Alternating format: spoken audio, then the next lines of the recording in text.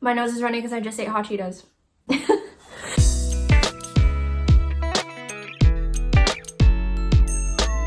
Hey guys, welcome to my channel. This is my first non-cover video, non-music video, except this is kind of a music video because I'm talking about music. But yeah, if you don't know who I am, my name is Jasmine Malaya. Nice to meet you. I post covers twice a week, so if you want to keep up with me, you can subscribe if you want to. I'm not gonna force you to do anything. As you can tell by the title of this video, I am going to be giving you the rundown on how I film and record my covers. This was actually requested by one of my subscribers, so shout out to you. Thank you for requesting. All right, let's just get right into it then, I guess. So the first step in recording covers is obviously picking a song that you want to cover. The way that I pick my songs is literally just by listening to music. In my free time, that's all I do pretty much, or if I'm studying. And how I come up with a list of songs is I have a playlist. I have a playlist on Spotify called Cover Songs? ? Because they are potential songs that I am going to cover. What's nice about Spotify is that once you add a couple of songs, it'll give you songs that are similar to the ones you already have in your playlist. So if you're trying to go for a certain kind of vibe, then that definitely helps you find more songs. But also, don't be afraid to venture out from songs that you normally sing. Don't be afraid to sing things that you feel like are out of your comfort zone, because that's just one more way that you can grow. Step 2 is to find a good karaoke track. There's tons on YouTube. That's literally what I do. Go through and make sure that you listen to them and don't just pick a random one, because sometimes they're not as good of quality. My go-to channels for karaoke tracks are Just Acoustic, Sing to Piano, Sing to Guitar, you know, all the big ones. I always go to those ones because I know that their tracks are always quality, and I always tend to lean more towards acoustic karaoke tracks because I feel like my voice sounds better on them. So after you pick your track, you want to copy that link and you want to go to a website that is a YouTube to MP3 converter. This is basically just going to turn that video into an audio file for you onto your computer so that you can start recording.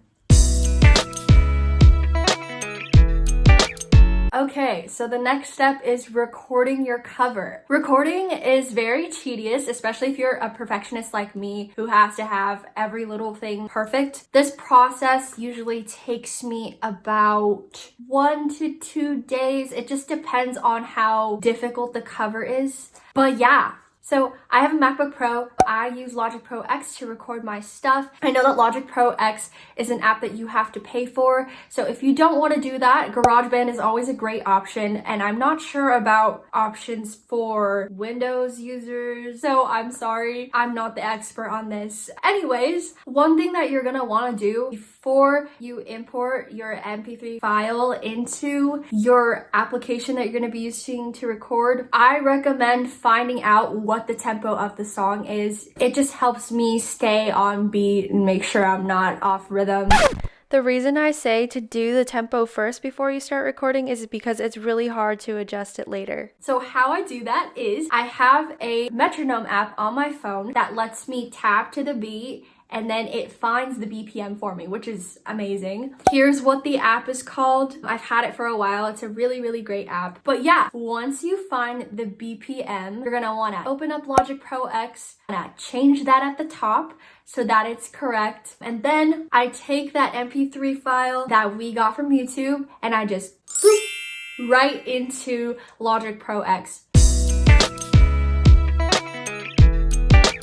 Okay, so now for my little recording setup. I have pretty much the most basic mic, basic interface that you can get at Guitar Center. I have the Focusrite Scarlett 2i2 Studio Pack. It all came together. It was the mic, it was the interface, and it was the headphones. It was about $200, around there, $300. It's really great if you're just starting out. So if you plan on recording often, I would recommend using this. I used this to record songs. I've used this to record covers. You can't go wrong with it. I also have a metal pop filter that is by Sterling, and that little, what is it called?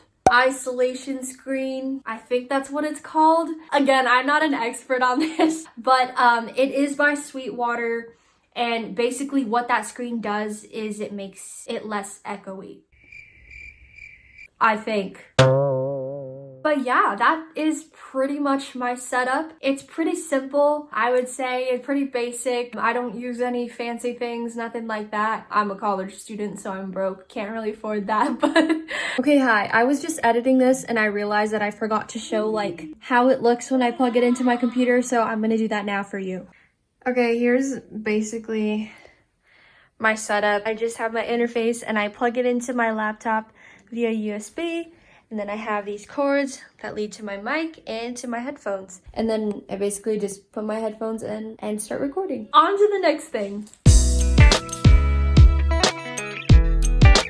So next, literally the entire recording process. Let's go over that. So what I do is I literally hit record. I run through the song a couple times and make sure that my levels on my mic and in my monitor are good. One thing that you want to make sure when you're recording, if you do wear headphones, is that you have that little eye in the corner turned on, input monitoring, so that you can hear what's coming through the mic, you can hear it, and you can hear yourself. It's really helpful.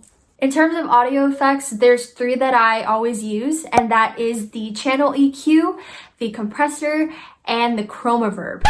I'm not going to bore you with all the details of what each effect does for my voice, but if you want me to clarify in the comments, I totally can. So once I have everything all set, I pretty much just start recording. I go section by section just to make things a little easier, and I do multiple takes of it so that I can take the best parts from each of those takes to make it sound the best that it possibly can sound. So like I said, the recording process takes me about 1 to 2 days because I like to spend all my time analyzing every little thing, making sure that it sounds really good. And then I will hit export and I will share that to iTunes as a song, and then I can get started on filming the cover. Okay, so here we are, the final step. This is kind of the fun part because you don't really have to worry about singing well, I guess. So usually what I do, if I know I'm gonna film a cover, I do my hair and makeup, I dress up a little bit, make myself feel good before I start recording. I don't use anything fancy. I just use my phone to record, and then I have a ring light that I bought from Amazon for like 20 bucks. And it was so worth it because, you know, you gotta have good lighting. The ring light also has a little thing where you can put your phone, so it's really convenient. I recommend buying it if you plan on filming with your phone a lot. Okay, and then I just go right into filming the cover. So I just put my phone there, and then I play the song. I have my little setup. When you're recording, you want to make sure that you're actually singing the song, because obviously the song is recorded, but you want to make sure that your timing is right and that the emotion is there so it doesn't seem fake. Let me give an example. Well, this was my last cover, which was Commander-in-Chief. At first, I'm not going to sing it, and then I will sing along with it in the next one so you guys can see the difference. Haven't they suffered enough that you can't get enough of? Shutting down systems for personal gain. Haven't they suffered enough that you can't get enough of? Shutting down systems for personal gain.